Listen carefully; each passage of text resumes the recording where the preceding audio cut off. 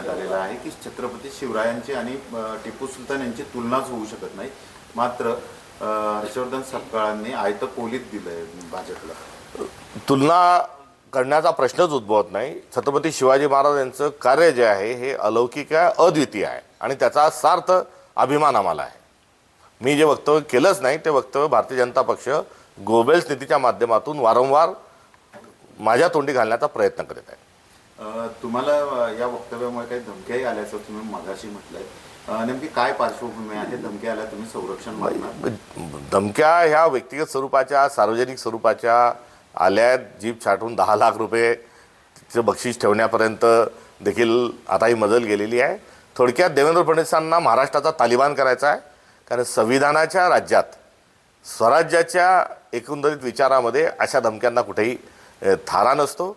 माझ्यावर भारतीय दंडसंहितेनुसार जी कारवाई होऊ शकत असेल ती जरूर करा.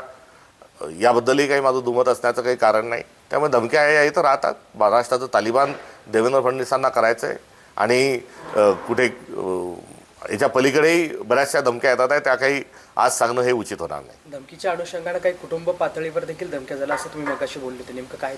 हो, एकंदरीत परिवारातील सर्व सदस्यांना, मुलांना, मुलींना देखील अत्यंत खालच्या पातळीवर त्यांना मेसेज येत आहेत. त्यांना टॅग करून त्यांच्या सोशल मीडियाच्या माध्यमातून त्यांना देखील अश्लील त्यांच्याशी बोलल्या जात आहे.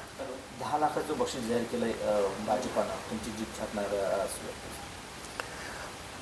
माझी जीप छाटल्याने जर अमेरिकेत डील कॅन्सल होत असेल, माझी जीप छाटल्याने जर कर्जमाफी होत असेल, माझी जीप छाटल्याने जर शेतकऱ्यांना शेतमालाला भाव मिळत असेल तर जरूर माझी जीप छाटा. मात्र माझी जीप छाटण्याचं कारण हे शिवाजी महाराजांचं दाखवलं जातं आहे ते खरं नाही. शिवाजी महाराज हा आमचा स्वाभिमान आहे. त्यांचं कार्य अद्भुत आहे. याचा वारंवार मी उल्लेख अत्यंत जबाबदारीने, गौरवपूर्ण स्वरूपामध्ये करत आहेत. मुळात मी देवेंद्र फडणवीसांच्या, भाजपच्या आणि मुठभर जे पुंजीवादी आहेत या लोकांच्या विरोधात मी वारंवार बोलतो. म्हणून गप्प बसवण्याचा प्रयत्न आहे. म्हणून माझी जीप छाटा अशी त्यामागचा त्यांचा जर आशय असेल तर मी तुम्हाला जे करायचं ते करा. मात्र मी हिंदवी स्वराज्याचा पाईक आहे आणि भारताच्या संविधान निर्मितीकरता मी झटत राहणार आहे. शिवाजी महाराजांचं शौर्य अद्वितीय आहे हे मी वारंवार सांगतो आहे. तुम्ही तुमच्या मताशी ठाम आहात का? तुम्ही शिवाजी महाराजांचं शौर्य ते अप्रतिम स्वरूपाचं आहे. शिवाजी महाराजांचं जे शौर्य आहे हे अद्वितीय आहे आणि ह्या माझ्या मतावर मी ठाम आहे. आणि कार्यालयांमध्ये जे फोटो सगळ्यांचे वेगवेगळ्या आस्थापुरुषांचे लावत असताना ते कार्यालयामध्ये सर्वांचे फोटो लावण्यात कुठल्याही प्रकारची हरकत नाही. कारण संविधानामध्ये ज्या माणसाचा फोटो आहे तो माणसाचा फोटो जर कुठे लागत असेल, जसा शिवाजी महाराजांचाही फोटो संविधानात आहे, टिपू सुलतानांचाही आहे आणि तो सगळ्या कार्यालयांच्या भिंतीवर लागाव्यात का, हा जो मला विचारलेला प्रश्न आहे त्या प्रश्नाच्या अनुषंगाने मी माझ्या उत्तर माझं बरोबर आहे. हर्षवर्धन जी, आपने जो छत्रपति शिवाजी महाराज और टीपू सुल्तान के बारे में जो बयान दिया है उसके चलते पूरे महाराष्ट्र में भाजपा के ओर से प्रदर्शन किया जा रहा है, क्या कहेंगे आप? भारतीय जनता पक्षा को मैंने जो बोला नहीं, मैंने शिवाजी महाराज का जो आदर ही किया और शिवाजी महाराज अद्वितीय उनका शौर्य है और शासकीय ऑफिसर्स में वहाँ पर टीपू सुल्तान का भी फ़ोटो लगना चाहिए, उनका भी लगना चाहिए.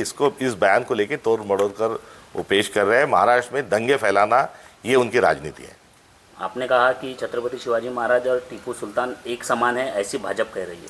मेरा स्टेटमेंट एक बार दोबारा देख लीजिए. मेरा सवाल क्या था, सवाल का जवाब क्या था, और जो टीपू सुल्तान जी की बात हो रही है उनका फ़ोटो जो है, उनकी प्रतिमा जो है, ये भारत के संविधान में भी है.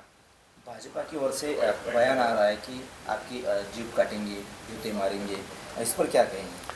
वो मुझे डराने की, धमकाने का प्रयास कर रहे हैं ताकि मैं भारतीय जनता पार्टी के खिलाफ बोलूं नहीं. और दूसरा जो है, मैं कुछ पूंजीपति के खिलाफ में और सरकार के खिलाफ में मैंने बोलना बंद करना चाहिए. ये उसके पीछे की उनकी मंशा है.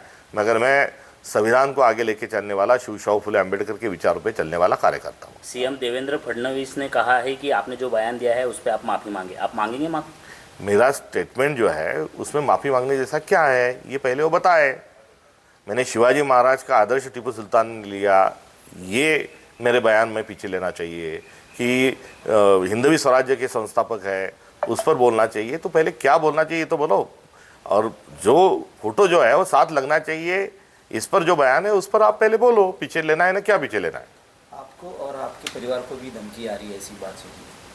हाँ, धमकियाँ तो आ रही है, उनका काम है धमकी देना और हमारा काम है संघर्ष करना। पुलिस प्रोटेक्शन लेंगे आप? जी नहीं, बिल्कुल नहीं करते। मैंने कोई गलती की नहीं है, मेरे दिल में केवल सद्भावना है और मैं कोई प्रोटेक्शन नहीं लूँगा।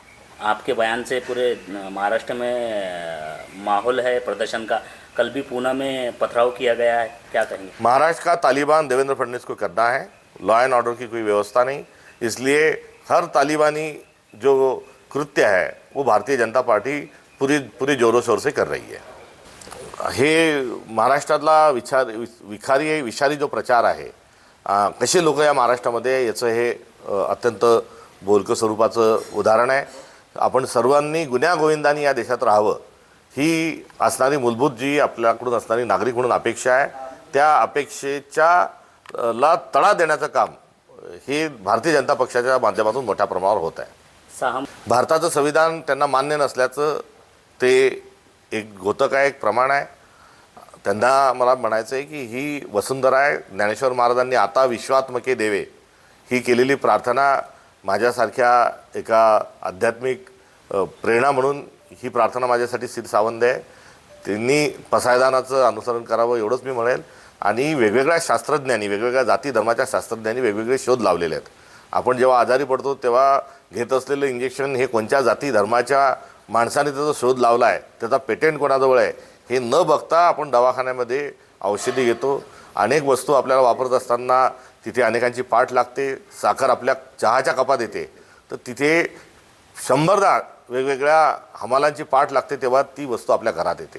तर एकंदरीत सहज अस्तित्व, सहजीवन हा भारताच्या तत्त्वज्ञानाचा जो गाभा आहे त्या गाभ्याला तडा देणारं त्यांचं हे वक्तव्य आहे। या प्रकरणामध्ये दोषींवर ताबडतोब कारवाई झाली पाहिजे। मुख्यमंत्र्यांच्या इशाऱ्यावर बहुतेक हे सर्व काम झालेलं असावं। राज्यात एवढे सगळे समस्या असताना या मुद्द्यावर एवढं वादंग पेटवण्याचं कारण काय? महाराष्ट्रामध्ये दंगली घडून आणणे हा यामागचं कारण आहे। नुकत्याच झालेल्या नगरपालिका महानगरपालिका निवडणुकीमध्ये भारतीय जनता पक्षाच्या सरसकट सर्व बॅनरवर, पोस्टरवर, जाहीर सभांच्या बॅनरवर तिथे टिपू सुलतान यांचा फोटो लावण्यात आला होता। तेव्हा टिपू सुलतान त्यांना चालत होते आणि लगेच 8 दिवसात निवडणुका झाल्यानंतर हा वाद निर्माण करण्याचा अर्थ असा आहे की शिवजयंती पुढे आहे आणि त्या निमित्तानं गावागावामध्ये जातीय दंगली घडून आणणे आणि महाराष्ट्राच्या मूळ समस्यांपासून, देशाच्या मूळ समस्यापासून लोकांचं लक्ष विचलित करणे हा भारतीय जनता पक्षाचा यामागचा असणारा हेतू आहे। आमदार संजय गायकवाड यांनी तुमच्याबद्दल अपशब्द वापरले। त्यांनी म्हटलं की तुम्ही हैदराबादच्या निजामाचे वैचारिक औलाद आहात।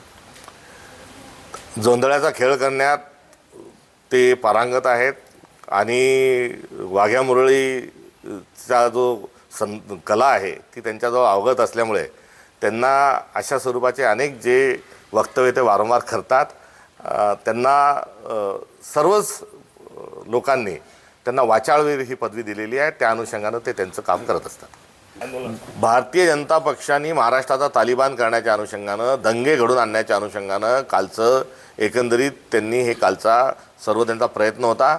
माझे पुतळे जाळण्याच्या ऐवजी त्यांनी जर गागा भट्टचा पुतळा जाळला असता, त्यांनी जर कोरटकरचा पुतळा जाळला असता, त्यांनी जर राहुल कुलकर्णीचा पुतळा जाळला असता, त्यांनी जर कोश्यारीचा पुतळा जाळला असता तर ते शिवप्रेमी त्यांना म्हटलं गेलं असतं। मात्र जे व्यक्ती शिवाजी महाराजांबद्दल अभिमान बाळगतो आणि शिवाजी महाराजांचं जे शौर्य आहे त्याला अद्वितीय म्हणतो, अशा एका व्यक्तींनी न बोललेले शब्द त्याच्यात टांगून त्याच्या वक्तव्याचा विपर्यास करून जे काल महाराष्ट्रामध्ये केलं त्यांना कायदा मान्य नाही। त्यांना शिवाजी महाराजांचे विचार हे त्यांना पुसून काढायचे आहेत, हाच त्याच्या मागचा अर्थ आहे। जे 35 वर्ष ऑब्झर्वर या मुखपत्राचे नव्हे तर त्या गॅझेटचे जे संपादक होते, जे पुढे राज्यसभेचे सदस्यही झाले, त्यांना भाजपने पॉंडिचेरीचं राज्यपालही केलं, अशांनी रिअल हिरो ऑफ इंडिया म्हणून जो गौरव टिपू सुलतानांचा केलेला आहे ते पुस्तक जे आहे हे भारतीय जनता पक्षाला मान्य आहे का हे त्यांनी सांगावं। ते ऑब्झर्वरची होळी करणार आहेत का, त्या पुस्तकाची होळी करणार आहेत का? 6 सोनेरी पानं सावरकरांनी पुस्तकामध्ये शिवाजी महाराजांच्या सद्गुणांना विकृती म्हटलं होतं, त्याची आपण होळी करणार आहे का? हे सर्व प्रश्न या निमित्ताने उपस्थित होतात आणि यावर साधक-बाधक स्वरूपाची चर्चा ही झाली पाहिजे. एका हेल्दी, सभ्य आणि प्रामाणिक आणि सत्यावर आधारित अशी चर्चा करून निश्चित स्वरूपामध्ये आपण इतिहासाकडून धडा घेतला पाहिजे. करून तोड मरोडून जे दाखवल्या जात आहेत ते भारतीय जनता पक्षाने हे धंदे बंद करावेत. मला विचारला गेलेला प्रश्न यामध्ये मी शिवाजी महाराजांचं अद्वितीय, त्यांचा पराक्रम, त्यांचं शौर्य मी त्या ठिकाणी अधोरेखित करत असताना उलट त्यांच्यापासून टिपू सुलतान यांनी प्रेरणा घेतली हे सांगितलं. आणि शासकीय कार्यालयामध्ये सोबत फोटो लागण्याच्या अनुषंगानं आपण फोटो लावण्याच्या अनुषंगानं मी केलेलं ते विधान होतं. हे विधान कुठेही कोणाशी काहीही कुठेही तुलना करणारं असू शकत नाही.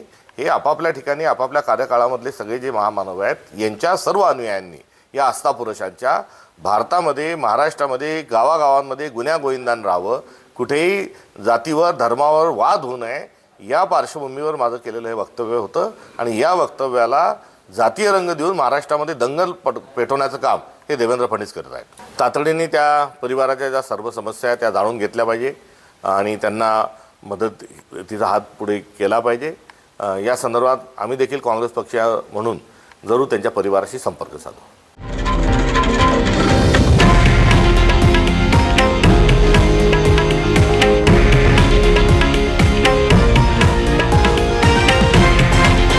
हे आहे देशातील नंबर 1 न्यूज नेटवर्क आणि आपण पाहत आहात TV9 मराठी, एकमेव.